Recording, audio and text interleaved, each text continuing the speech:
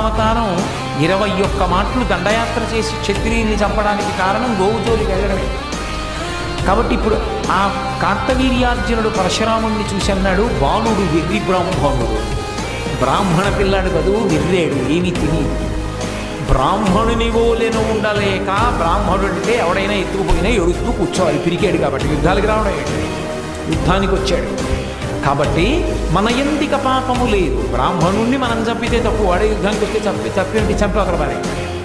కాబట్టి లెండు లేవండి, ఎందుకు ఈ భూసురుణ్ణి క్షమించడం, నేయుడు వేయుడు భూసుడి మహిన్, చంపేసేయండి బ్రాహ్మణుడు అనేటప్పటికీ రాజులు సైన్యం అందరూ కలిశారు, ఆయన మీద బాణప్రయోగం మొదలుపెట్టారు.